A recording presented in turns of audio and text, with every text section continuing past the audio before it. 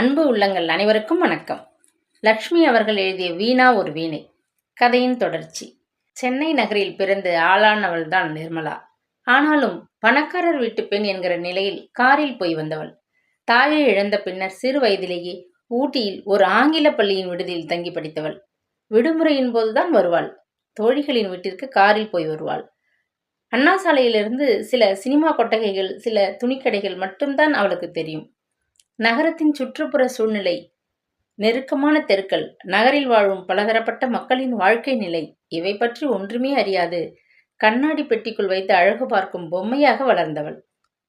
கையில் பிடித்த சிறு பெட்டியுடன் மணிப்பரிசில் இருந்த சில 100 ரூபாய்களுடன் அவள் பயமில்லாமல் வெளியேறியிருக்கிறாள். நெடுஞ்சாலையில் ஓரமாக அவள் மிக வேகமாக நடந்து போய் கொண்டிருந்தாள். முதலில் அவள் ஒரு பஸ் பிடித்து தோழி சுதாவின் வீட்டிற்கு போக வேண்டும். சுதாவின் அண்ணனிடம் சொல்லி அன்று இரவு புறப்படும் பம்பாய் விமானத்தில் எப்படியாவது ஒரு டிக்கெட் வாங்கி அவளை ஏற்றிவிடச் சொல்ல வேண்டும். வீட்டிலிருந்து ஒரு எஸ்டிடியை போட்டு தான் வருவதை தொலைபேசி மூலம் அண்ணனுக்கு சொல்லிவிட்டால் எண்ணியபடி வேகமாக நடந்தாள். கையில் இருந்த பெட்டியின் கனமும் மனதில் இருந்த திகிலின் சுமையும் தாங்க முடியாது அவளுக்கு மூச்சு இறைத்தது. வியர்த்து கொட்டியது. சில நாளாக ஊட்டமான வீட்டு சாப்பாட்டினால் உடல் சற்று பருத்து விட்டது. போட்டிருந்த சட்டையின் கைகள் இறுக்கமாக சதையை பிடித்து கொண்டிருந்தன. பம்பாய்க்கு போய் அண்ணனிடம் சில மேக்சிகளை வாங்கி தர சொல்லி விதவிதமாக உடுத்தி கொண்டு அண்ணனுடன் விருப்பப்படி ஊரை சுற்றி பார்க்கணும். இங்கே அவளை காணவில்லை என்று தவியாய் தவித்து வீணா திகிலில் துவள வேணும். அவள் அண்ணனோடுதான் இனி தங்கியிருக்கப் போகிறாள் என்ற உண்மையை கண்டுபிடிக்கும் வரை வீணா பயத்தில் நடுங்கி சாகட்டும். அப்படித்தான் அவளை வஞ்சம் தீர்த்து கொள்ள முடியும். யார் இவள்? எனக்கு சேலை வாங்கி தருகிறாளாம். என் அப்பா பணத்தை பங்கு போட்டு கொள்ள வந்த பாவி. நல்லா ஏமாத்திட்டேன்.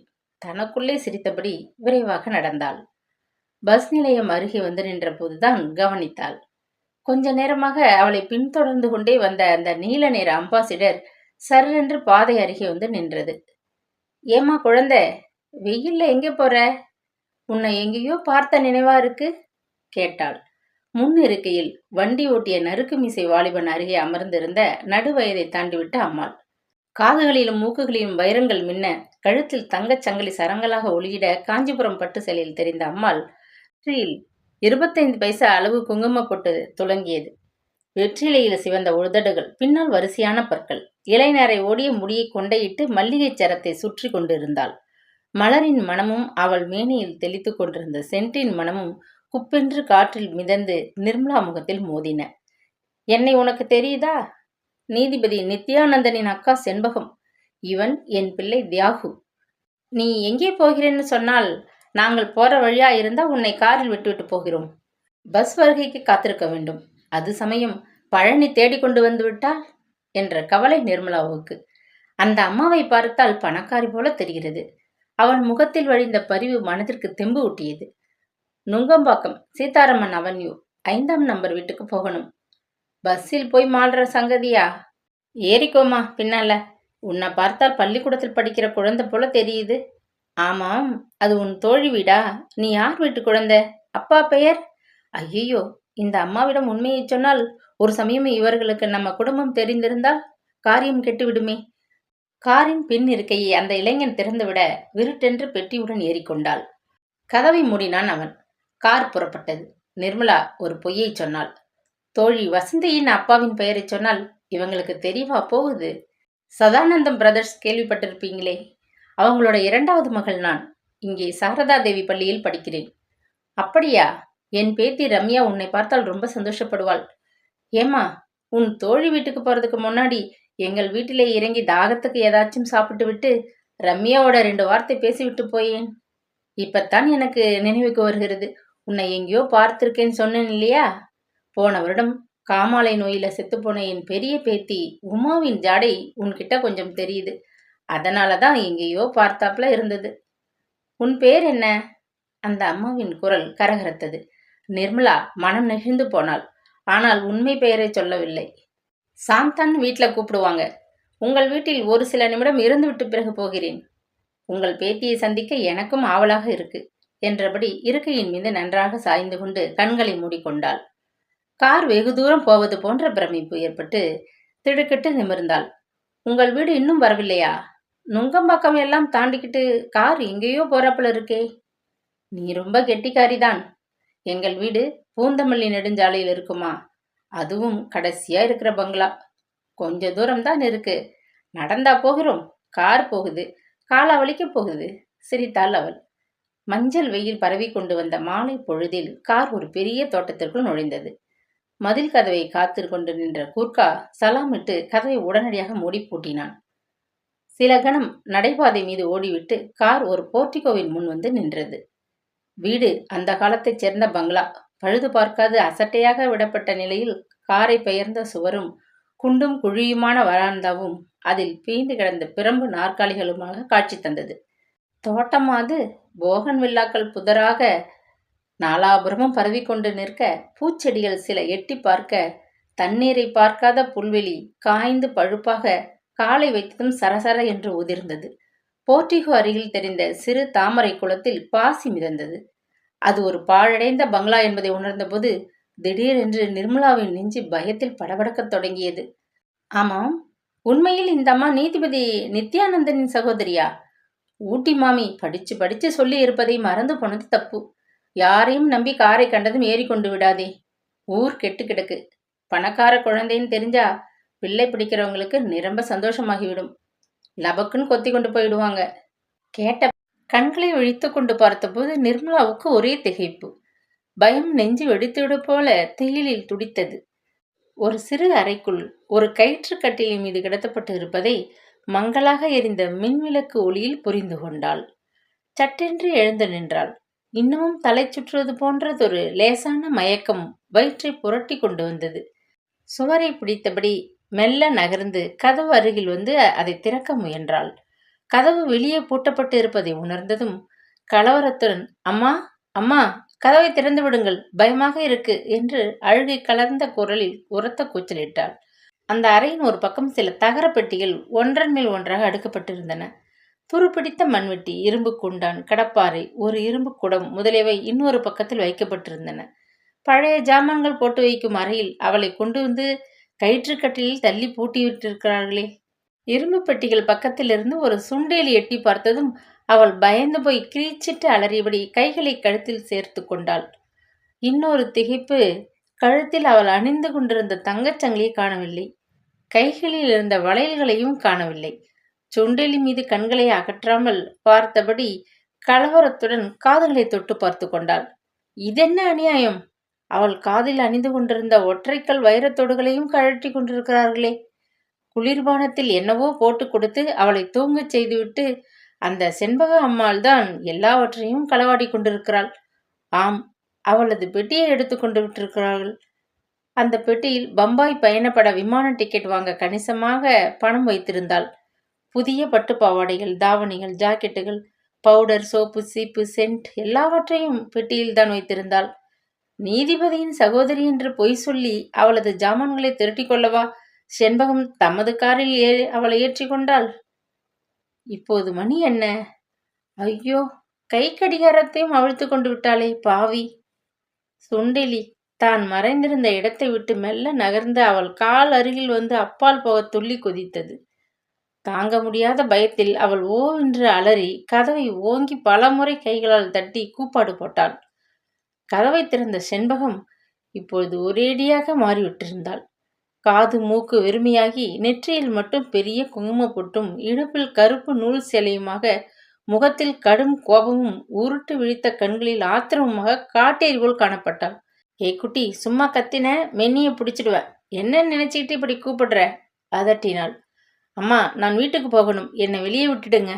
அழுகையும் தீயிலுமாக கேட்டாள் நிர்மலா. கோபத்துடன் கையை நொடித்தாள் செண்பகம். எங்கேயும் இனி போக முடியாது. நீ இந்த வீட்டைச் சேர்ந்த பெண், தெரிந்து கொள். முரண்டு பண்ணி ஏதாச்சும் ஏடா கூடமா நடந்துகிட்ட வேணு உன் கழுத்தை நெரிச்சு உன் பிணத்தை புளிய மரத்தடியில குழி தோண்டி புதைச்சிடுவான். சித்த நேரத்துல சோறு வரும், தின்னுட்டு கட்டிலில் கிட. நாளைக்கு பேசிக்கலாம். நான் உங்கள் வீட்டு பெண் இல்லையம்மா, என் தோழியை பார்க்க போயிட்டு இருந்தேன், தேம்பினாள் நிர்மலா. சே, வாய மூடு. இனிமேல் நீ எங்கள் வீட்டு பெண்தான். வீட்டுக்கு போகணும், என்னை வெளியில விடுங்க, இல்லாட்டி என்று கூச்சலிட்ட நிர்மலா என்னை காப்பாற்றுங்கள், யாராச்சும் காப்பாற்றுங்கள் என்று கத்தினாள். வேணு என்றாள் செண்பகம். அவ்வளவுதான். இடுப்பில் பெல்ட்டை உருவிக்கொண்டு வேணு அவள் அருகில் பிசாசு போல வந்து நின்றான். அவனை கண்டு நடுங்கி போனாள் நிர்மலா. இருந்தாலும் பிடிவாதம் தலை தூக்கி நின்றது. என்னை வெளியில் அனுப்பிவிடுங்கள், இல்லாட்டி என்ன பண்ணுவ? போலீஸில் சொல்லி உங்களை எல்லாம் என்ன செய்வேன் தெரியுமா? அவள் விம்மினாள். போலீஸில் பிடிச்சு கொடுப்பியா? அத்தனை ஆணவமா? உன் பெரிய மனுஷத்தனம் நேத்து மாலையோட ஒடுங்கி போச்சு. இனி நீ நாங்கள் சொன்னபடி கேட்டா ஒரு பிடி சோறு, கட்ட ஏதாச்சும் துணி கிடைக்கும். இல்லாட்டி அடி உத. சி கழுதை, நகர்ந்து நில்லுடா படுவா. ஆட்களிடம் கண்டபடி கத்தும் தோரணியில் வேணுவை அதட்டிவிட்டாள் நிர்மலா. அடுத்த கணம் சடால் சடால் என்று அவன் கையில் இருந்த பெல்ட் அவளது மிருதுவான முதுகை பதம் பார்த்தது. ஐயோ, என்னை அடிக்காதே, வலிக்குதே, ஐயோ என்று அவள் அலற அவன் வெறி பிடித்தவன் போல தொடர்ந்து வீசி அடித்து கொண்டிருந்தான். இன்னும் 2 வாங்கு. இவள் சொன்ன முகவரிக்கு தொலைபேசியில் கேட்டேன். வசந்தி என்கிற பெண்ணுக்கு அக்கா தங்கை யாரும் கிடையாது. என்ன உளறுகிறாயின்னு வச்சுட்டாங்க என்றபடி மாலையில் வண்டியை ஓட்டி வந்த நறுக்கு மீசை இளைஞன் அங்கு வந்து நின்றான். முகவரியை சொல்லி தொலைபேசி அலுவலகத்தின் மூலம் எண்களை கேட்டு பிறகு பேசினேன். உங்கள் மகள் சாந்தா எங்கள் வசம் சிக்கியிருக்கிறாள். 20,000 ரூபாயுடன் ராத்திரி 12 மணிக்கு கண்ணகி சிலைக்கு பின்னாலே மணல் பக்கமா வந்து அங்கே விரிச்சு வச்சிருக்கும் ஒரு பாய் மேல பணம் பெட்டியை வச்சுட்டு போய் நகர்ந்து எதிர் திசையில் நிற்கணும். கண்ணகி சிலைக்கு பின்னால உங்கள் மகள் கொஞ்ச நேரத்தில் நிற்பாள். அழைச்சிட்டு போகலாம்னு சொன்னேன். வாய மூடுடா முட்டாள். இங்கே இந்த பெயரில் யாரும் கிடையாது. இந்த விளையாட்டை வேறு இடத்தில் வச்சுக்கொள்னு ஒரு ஆளு மறுபக்கத்தில் கோபமா கத்திட்டார். ஆத்திரம் தாங்க முடியாது செண்பகம் அவள் பக்கம் திரும்பினாள். ஏய் குட்டி, பொய் சொன்னியா? நீ யார்? உண்மையை சொல்லாட்டி தோலை உரிச்சிடுவேன். நீ யார் மகள்? உண்மையான பெயர் என்ன? வேணு, இன்னும் 2 பலமா கொடு, உண்மை தானே வெளிவரும் என்று உத்தரவிட்டாள். முதுகில் சட்டை கிழிந்து தோல் வீய்த்து கொண்டு ரத்தம் கசிய கொஞ்சமும் கருணையின்றி வேணு அவளை மாட்டை அடிப்பது போல முரட்டுத்தனமாக பெல்ட்டால் நொறுக்கி கொண்டிருந்தான். முதலில் வீறிட்டு அலறினாள். வேதனை எல்லையை மீறிவிட்டதும் அவள் உடல் முழுவதும் மறுத்து போன உணர்வு ஏற்பட்டு விட்டது.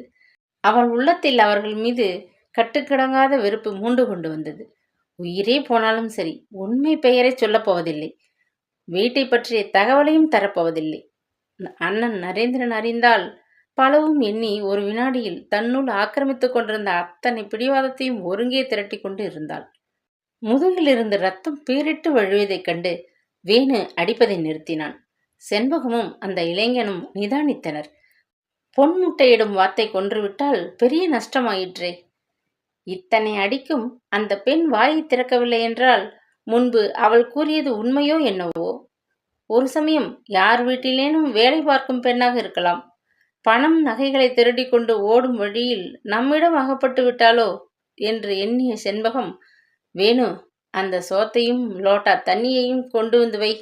அப்படியே விளக்கெண்ணெய் குப்பியையும் பக்கத்திலே வச்சுட்டு கதவை பூட்டிட்டு வா. முதுகு காயத்துக்கு தானே எண்ணெய் தடவி கொள்ளட்டும். அடாவடி கழுதை, செத்தே போய்விடுவாள். நாளை காலையில புத்தி வரும். நான் சொன்னபடி நடப்பாள். இந்த பிஞ்ச குட்டியை வச்சுக்கிட்டு ரொம்ப ரோதனையா இருக்கு. முனுசாமி அண்ணன்கிட்ட 4 ரூபாய்க்கு தள்ளி விட்டு விடுவோம்.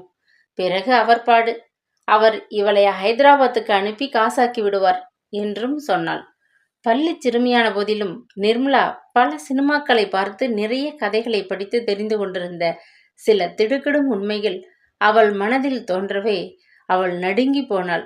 பகீர் என்ற உணர்வில் முதுகில் ஏற்பட்ட இரத்த காயத்தின் வழியே தெரியவில்லை. அதைவிட பயங்கரமானதொரு வருங்காலம் அவளை கசக்கி பிழிந்து உறிஞ்சி குடிக்க கைகளை நீட்டியது போன்ற பயங்கர உணர்வில் தவித்து போனாள். கதவு வெளியே பூட்டப்பட்டிருந்தது. கட்டிலின் அருகில் வைத்திருந்த சோற்று தட்டை கையில் எடுத்தாள். பசி வயிற்றை சுருட்டியது. ஒரு வாய் சோற்றை அள்ளி வாயில் போடும் முன் ஊசி போன குழம்பின் நாற்றம் குடலை பிடுங்கியது. வேண்டும் அவளுக்கு. விதவிதமான 10 பதார்த்தங்களுடன் மல்லிகை மலர் போன்ற அரிசி சோற்றில் பருப்பை போட்டு பசும் நெய் விட்டு சின்னம்மா வீணா அனுப்பி வைத்த சோற்று தட்டை வாரி மாடிப்படி மீது வீசி எறிந்தாளே, அந்த பாவத்திற்கு இப்போது அனுபவிக்கிறாள். சோறு மகாலட்சுமிக்கு சமம் என்று தோழி வசந்தியின் பாட்டி அடிக்கடி சொல்வாங்க. அதை வாரி இறைத்து திருமகளை அவமானப்படுத்திய பாவம் இப்பொழுது இந்த கொலைகாரர்கள் உருவில் அவளை ஆட்டி படைக்கின்றது போலும். ஐயோ, அவள் இங்கிருந்து எப்படி தப்புவாள்? சிந்திக்க முடியாத நிர்மலா விம்மி விம்மி அழுதாள்.